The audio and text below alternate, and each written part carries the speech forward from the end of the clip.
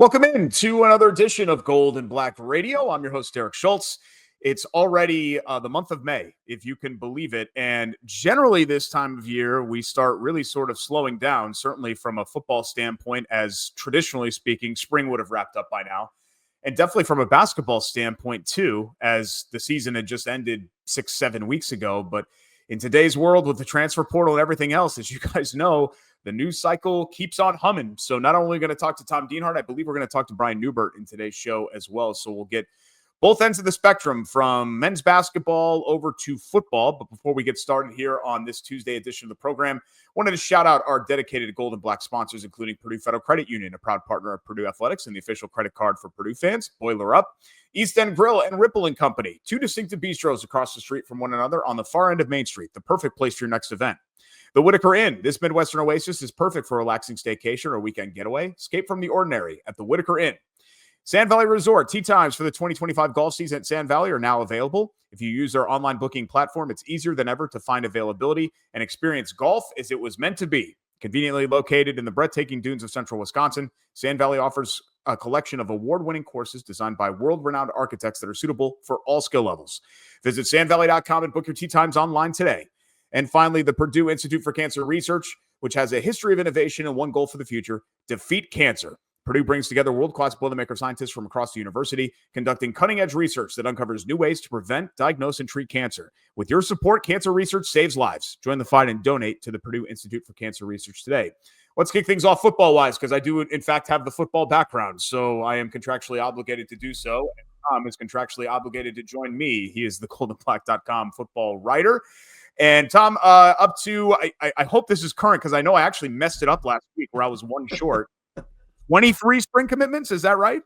24, Derek. Next week. See me after. Next week, I'm going to get it right. See me after class, Derek Schultz. So you're forgiven. I mean, it's these things that they just got another commitment about an hour or so ago. Oh boy. I kicked them up. You got to keep hitting refresh. I keep telling you, you got to hitting refresh on your computer, Derek. And yeah, the 24th commitment, a kicker punter from your home state, the Nutmeg State, Connecticut. How about all right? Robbing the Huskies of a kicker punter. Seth Turner is in the house, Derek Schultz. Seth Turner is a kicker punter and presumably will be the backup to Spencer Porath. The fact he can do both jobs is valuable, obviously, in what could be a truncated roster situation. So yeah, another day, another commitment, Derek, and we're getting near the end here from everything I can tell. There could be dribs and drabs of guys, maybe three to five more guys could be added, a couple offensive linemen. They've got two safeties on campus right now, one from Houston, one from Florida that they're looking at. They'd love to get one of those two guys. So, again, the bulk of the work has been done, but expect a few more guys to dribble in here over the next week or so. That's interesting because if I'm not mistaken, you and Alan had talked about the specialists on Saturday's show, right? And then boom, here's a commitment to add to some of that depth. Yeah, they've added three specialists in this April/May window. They got the punter, Jack McAllister, who he punted at Washington the last 3 years. He transferred to Nebraska over the winter, went through spring football. Now he's at Purdue. We talked about Seth Turner from Connecticut, kicker/punter, and they got a long snapper from Georgia, one of four Georgia Bulldogs in this portal window to commit to Purdue, Luke Rabb. So you name the position outside of running back, Derek, they've added players or are trying to add players. And one other position they'd love to get a guy that they haven't yet is tight end. So keep the tight end spot on your radar. They had a kid in from Auburn this weekend. Not sure if he'll commit or not, but again, tight end, safety, offensive line, or I know three spots and maybe even rush in. But Derek, right now, my friend, the portal is pretty picked over, as you can imagine. Yeah, I do find it interesting for all of the spring commitments, which we've learned now is 24 and not 23. Almost a quarter of them are defensive linemen, and the most recent one before today was Miles Mitchell out of Monmouth.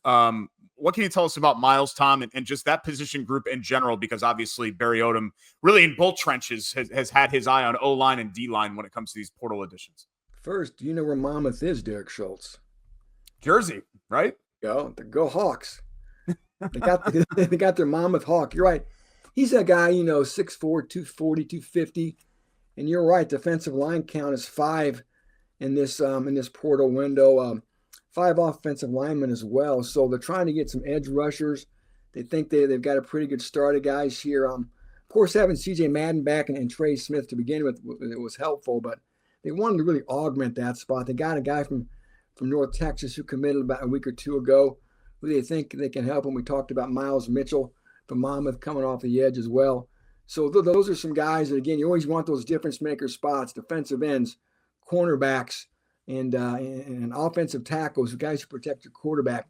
You're always looking for special players there to really make your football team as good as it can be. Why do you think that, and I saw that you said this already, why do you think the spring group has been better than the winter one? Has it been more closing the deal? Has there just been more talent to choose from? Some sort of combination of those things? I'm really surprised because typically I was of the belief that the shopping to be done was to be done in the winter, that first portal window, because typically you want your guys here to go through spring football, and usually the better players typically go in that window. I think maybe some of it may have been the staff's late start.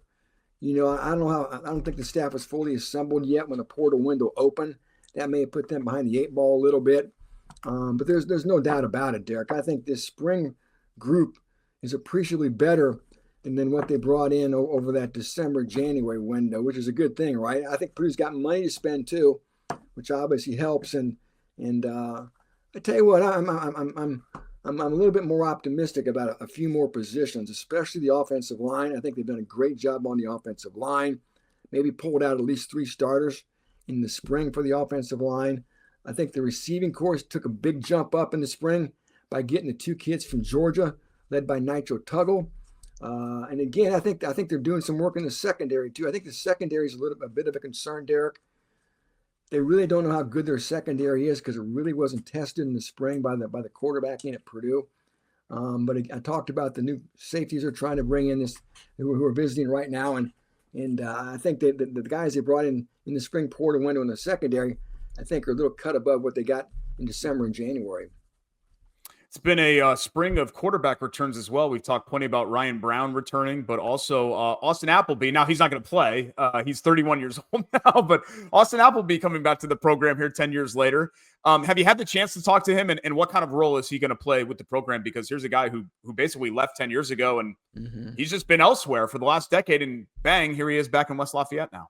Yeah, I texted with Austin shortly after that news was breaking, and he's excited as you can imagine.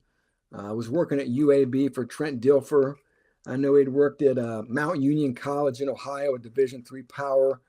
I know he'd worked at Missouri State in Springfield, Missouri. A guy who's sort of getting his coaching chops, moving up the coaching ladder here. Again, really excited to be back in town.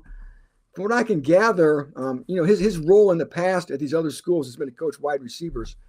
I think his role here is going to be almost as an advanced scout for the offense, where it will scout the other team's defense and provide scouting reports for the Purdue offense. That's sort of what I was led to believe that will be his role here in West Lafayette. So again, a good addition.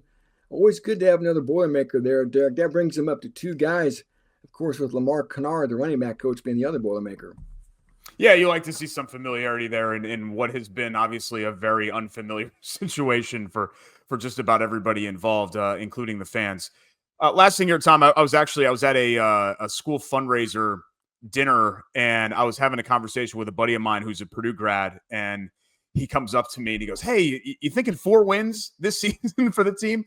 And I guess that kind of shows you where the program is right now, but can you tell me where you are with that? Because I'm hesitant to put a number on it. To me, this season is about taking the steps forward towards gaining back all that was lost last season and kind of, digging out of the hole that they are currently in. But if you were to think about a number total or just think about a projection, this is what makes it a successful season. How would you explain that with where we sit right now in early May? Yeah, that hole was so deep, wasn't it? Yeah. And the lifting was so heavy here. FanDuel came out with win-loss over-under totals, 3.5 for Purdue, Derek. Bet the under, bet the over, but 3.5. So 3-9, 4-8. And you're right. I don't know if you can look at a win-loss total and judge that as being a total success given the situation Barry Odom inherited here. But we're all about wins and losses. That's what people want to know. Don't tell me about the labor, just show me the baby. And they want to win ball games. And again, if they were to get to 4-8, I think that would be fantastic. And so much of that too depends, Derek, perception on how just if you're competitive in these other games, right? Because that's what was missing last year so often was the lack of competitiveness. You were there on the sideline. You witnessed it with your own eyes. The game at Wisconsin, even the game in Corvallis, the home game against Notre Dame, the finale down in Bloomington. I mean, they were just abominations and embarrassments. So be competitive, look organized, and put up a fight.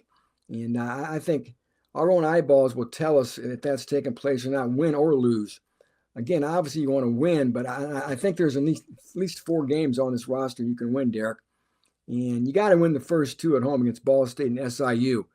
You have a game at Northwestern, you have a home game against Rutgers, and then you have some interesting toss-up games, at Northwestern, at Minnesota, Indiana and Illinois come here. So they're games you think Purdue would have a chance to be competitive and maybe win. And begin, I guess for me, Derek, a 4-8 season, 5-7 would be fantastic for a Barry Odom debut. Yeah, I mean, I guess gun to my head, I'd probably put the Big Ten total at 1.5. So 3.5 tracks, right? Because you're assuming if they go 2-0, then you'd have to, the over on 1.5 would be 2, and that would be 4-8. I think the problem is that you would probably rather play Ohio State and Indiana and Illinois just on the road, right? Instead of having them come to West Lafayette and have some of those other games like Northwestern at home. But we'll see. It's so hard to tell in May. I mean, God, we're still 4 months out from the season beginning, and if Purdue goes 3-9, but they show a ton of progress on both ends, then I'm not really sweating the fact that they didn't win the extra game. You know what I mean? Yeah. And also, I'm not throwing a parade over 4-8 because nobody throws a parade over 4-8. So, I think we're on the same page, and I think most Purdue fans are on the same page with kind of where this program was. I mean, hell, they almost won a Big Ten game last year, and we know that they had probably no business. They almost won 2, and they had no business probably winning either of those. With Northwestern and Illinois. Yeah, you're right. And the game, they could have won the game at Michigan State too. Yeah, you're right. Yeah, late, they did. There too. So they fought hard in that ball game. So you're right. The first Big Ten game is USC here. Mm-hmm. So that's going to be a heck of a Big Ten debut for Barry Odom and company. But yeah, and it's going to be interesting and fun. And I tell you what, the one thing that Purdue's got to be grateful for is just the support of this fan base. We saw it last year amid the rubble of a very difficult season. The fans still kept showing up at Ross-Ade. The support never wavered. And I think the coaching changes seems to have energized the fan base, right, Derek? I think there's a lot of excitement, a lot of energized fans, and I think they all feel a connection to Barry Odom. He seems like a Purdue guy and blue collar, tough. His whole mantra, hard, tough, and smart. And that sort of speaks volumes to the type of coach he is and the type of team he wants to try to build here too. Yeah, I mean, they weren't any of those 3 things last year, so not consistently for sure. Yeah, so if you get 66% of those, I think you're having a better season in 25 than you were there in 24. The offseason never really starts because the season never really ends for Tom Dienhart. You can check out his terrific work at goldenblack.com as we finalize some of the last pieces to the 2025 Boilermakers over the next few weeks. We'll talk to you again soon, Tom. Thanks so much. Appreciate it as always. Thank you, Derek. And from football over to basketball, plus a wardrobe change and a screen change. What I usually try to do is I try to make it seem like I'm recording Tom and Brian at the same time, when in reality, Tom and Brian have very different schedules. And so we're always kind of piecing these together. But there have even been cases where, like, I've recorded with Tom one day, and then the next day I've recorded with Brian. And then I've been like, all right, wait, I got to wear the same shirt that I wore the day before. And then today I was too busy. And so I just kind of mailed it in here. I'm sorry to admit that, but let's bring on Brian Neubert. He is the basketball knower, goldenblack.com columnist. You don't think our legions, our millions of listeners and watchers are going to be upset that we staggered this and tape these on different days, right? We're like a sketch comedy show. We change costumes between every skit. I'm going to come out here in that Tim Robinson hot dog suit one of these days. I can tell you that there's no more depressing thought than people that are tuning into this show for fashion. I would hope that would not be the case between There are Tom's lots of bald other head places and you our could hoodies. go for more sophisticated attire than what you'll get on this here podcast. But bringing you back, Brian, because even though obviously the portal stuff and stuff, and I think we're set, unlike football, for the most part, as far as the 25-26 Boilermakers heading into the summer. But since we last spoke, the schedule draw did get released, and we've seen some updates sort of filter in about non-major, non-league games, and the Kentucky exhibition, I think, got announced in between the last time since we talked. Anything jump out to you, particularly about the Big Ten season slate, even though I understand fully that it's very difficult to project right now in May what these teams are going to look like in December and January, and also to have the familiarity, right? Because so few teams have any continuity at all, and unlike 10, 15, 20 years ago. Yeah, just a quick word too. I don't know what I'm not certain what entity controls the universe, but I wake up every single morning thanking that entity that I don't cover football right now. I cover the team with 15 players because Tom Dienhart and all of his peers covering this deserve like a Purple Heart or something for having to deal with this insanity that's going on right now in football. Anyway, what was your question? Anything jump out to you about what we've learned about the schedule, either the UK exhibition or the Big Ten slate? Because I think we would both agree, not like I'm trying to sound like a Purdue homer here, but the Big Ten schedule last year definitely played a role, I think, in where, timing and circumstance of where Purdue ended up finishing. Yeah, no, it's another monster schedule. People are going to look at the fact Purdue might be number one in the country, and they're going to look at the schedule and say, well, Purdue's better than a lot of these teams. Well, when you're number one or 2, 3, yes, you are going to be better than a lot of these teams. That doesn't mean this is going to be easy. This doesn't mean Purdue's not going to lose games. That's why Purdue schedules. Purdue schedules unafraid to lose games because of the big picture. So when you look at a schedule here where you've got Auburn on a neutral, you go to Alabama, who's been one of the best programs in college basketball under Nate Oates. You have Marquette and Iowa State coming to you as part of home and home series, which then means you have to go to Iowa State next year, which will be part of what we're talking about a year from today. The Baha Mar event is something Purdue locked into well in advance before the field was established. That's kind of the nature of MTEs. When Purdue had the greatest non-conference schedule in school history 2 years ago before they went to the Final Four, that was because they locked into Maui years in advance. And it just so happened that year Maui turned into like a de facto Final Four. Yeah. That may not be the case at Baha Mar. That didn't turn out to be the case last year in San Diego. But these things are still pretty good. Memphis is going to be there. They got racked by the portal. I don't think they're going to get PJ Haggerty back. It doesn't sound like. I reported Memphis is in there. Wake Forest, Jeff Goodman reported is going to be in there. We don't know about the other team yet. I've reported Texas Tech has been a possibility. They've got some complications with their TV contract to work through. But if Texas Tech is there, that's another top 10 level team with another player of the year candidate. This is a great schedule. Just an unbelievable schedule. When you look at the relentlessness of premier programs, Alabama, Auburn, maybe Texas Tech, Iowa State, Marquette, Auburn. That's a pretty damn good schedule. Some pretty good mid-majors on here too. Oakland's a team you should beat at home, but they're a very, very well-respected, well-coached program. Akron's done some good things. They got racked by the portal, as a lot of their peers did. Kent State at the very end of the non-conference schedule is a good mid-major program. Hopefully, assistant coach Tommy Luce comes out in the headband and the tank top, but I don't know if that's going to be the plan or not. A great schedule, and they're setting a tone early with a trip to Kentucky for the exhibition game, which will be as good as it gets in terms of a preseason primer. This is something he's going to do every year, I think. I don't think Purdue has any interest whatsoever. I shouldn't say any interest whatsoever, but I don't think Matt Painter's going to want a home game for these exhibition games. I think the whole point is to go on the road to face a really good opponent in a really difficult environment and maybe in the best case scenario, lose.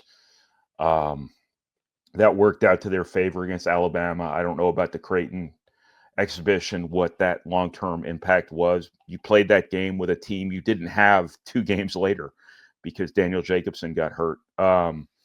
So that's going to be a really good experience for Purdue and set a great tone for another great non-conference schedule. So this is how he's going to roll, and you really have to kind of have to respect it, because what he's doing is he's really pushing his team. He's exposing it to failure early, potentially. He's building up the resume to for NCAA tournament seeding purposes. And this is one of those years where you're playing for seeding. You're not playing to get in the tournament. You're playing for seeding. So everything you can do to get a number 1 seed, you do. And if that means losing games, so be it. It's always the big picture in mind for him. It's the NCAA tournament. It's the team development in season, and it's Big Ten championships and being the best you can be in the long run. And this is certainly a non-conference schedule that is crafted accordingly. Yeah, and you mentioned the word accordingly. Does that fit this team better than last year's team in the sense that you're not worried about throwing this team in the oven because they're not going to overcook? Whereas I think we would agree last year's team got a little overcooked by the end of that non-conference schedule, particularly, they had the A&M loss in Indy, and then, the Auburn game was, maybe that was just a matchup nightmare, but I think some of that was just the perils of really overdoing it in the previous couple of weeks. Yeah, well, I think it's easy to say now in hindsight that Purdue overscheduled last year, but I think when Purdue put that schedule together, post Ross-Ade, I think that you didn't know Auburn was going to be elite. You didn't necessarily be certain Alabama was going to be elite. You got out of it what you wanted to get out of it. You were tested by really good defensive teams, Texas A&M, and that's Purdue only has so much control over the Indy Classic. That's the Indiana Sports Corp who handles that in conjunction with Purdue. But getting Texas A&M, ending up with Ole Miss and San Diego, playing Alabama, playing Auburn, I think that really helped prepare Purdue to be a really good offensive team in the long run, and maybe overcome some of the things to the best of their ability that ended up being limitations all year long. If you hadn't faced the physicality, length, and athleticism of all those SEC teams early in the season, the rebounding issue, the physicality issue after you lose Daniel Jacobson might have been 20 times worse than it ended up being. Something to point out is Purdue did play well in the NCAA tournament. Purdue, was the best version of itself in those first 2 games, really pushed Houston in Indianapolis when it was a decided underdog. And it's hard to really establish causation because who the hell knows? But, Purdue playing that non-conference schedule might have put them in a better position at the end of the year to play well in the NCAA tournament. You were one bad call away from having a chance to beat Houston at the buzzer, or at least tie Houston at the buzzer, as when Houston was one of the best teams in college basketball. You're in a situation where I always viewed last season as kind of a bridge year between Ross-Ade's senior year and Braden Smith and Fletcher Loyer and Trey Kaufman-Wren's senior year, which would be your next credible Final Four shot. For Purdue to come within one bad call of getting to the Elite Eight in a year like that was pretty good. And I think them peaking at the right time there had to have something to do with playing similar teams in the non-conference season. Jakari Harris and CJ Cox had good years. They played well at the end of the year, and that was trial by fire for those guys in the non-conference season.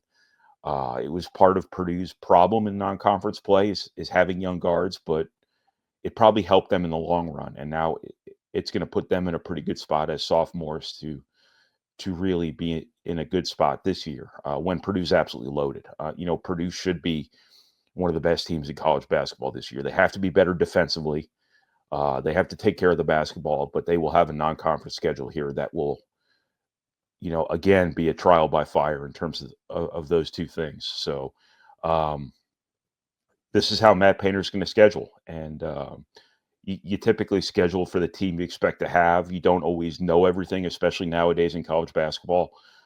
I don't know who's even on some of these teams that Purdue scheduled. I just know the brand. The brands are good. Alabama's going to be good. You play at their place. Auburn's going to be elite.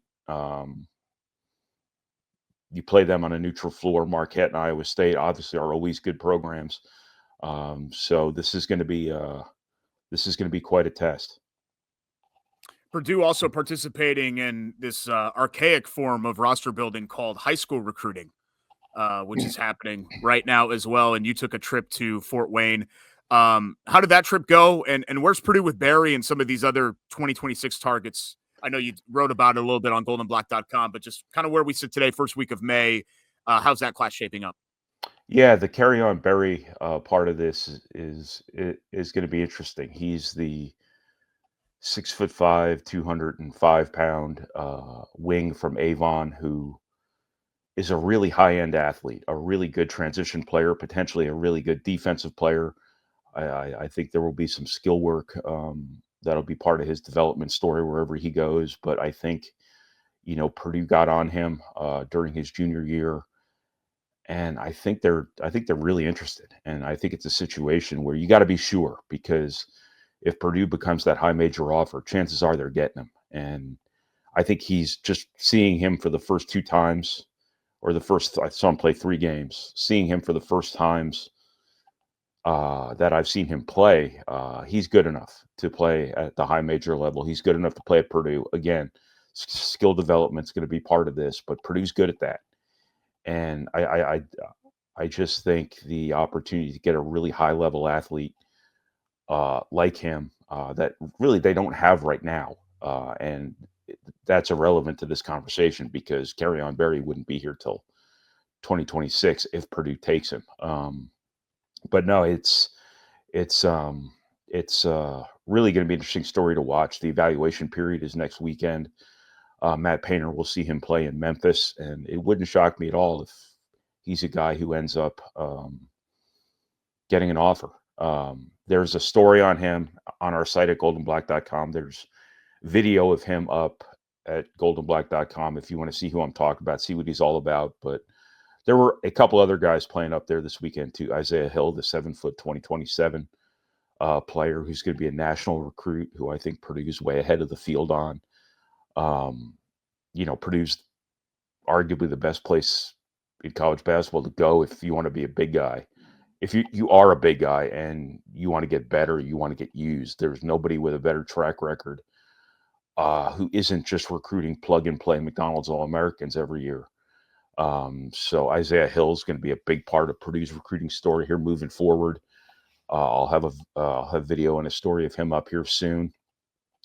Jackson Davis is a point guard in 2027 from Chicagoland who is a no-brainer to me. And, Purdue, to be honest with you, is going to have to start preparing for all outcomes on Omer Mayer. You recruited Omer Mayer to be an important piece right now for a potentially great Purdue team, but then also to transition not seamlessly, but as smoothly as you could hope post Braden Smith at point guard. But this is a guy who's going to be an NBA prospect, and you can't count on having him 4 years. So, that next point guard after Braden Smith's successor, you got to start preparing for that. And I think Jackson Davis, along with Jason Gardner Jr. down in Fishers, I think are going to be two guys that Purdue puts a lot of time and effort into. I would be astonished if Jackson Davis doesn't get a scholarship offer from Purdue. That could come maybe next weekend after Matt Painter sees him in Memphis too at the Nike event down there. I'll be in Omaha watching Adidas players, so I will not be in Memphis, but there's going to be some important guys in Memphis that Matt Painter has to see and ultimately make a decision on. So we'll see how it goes.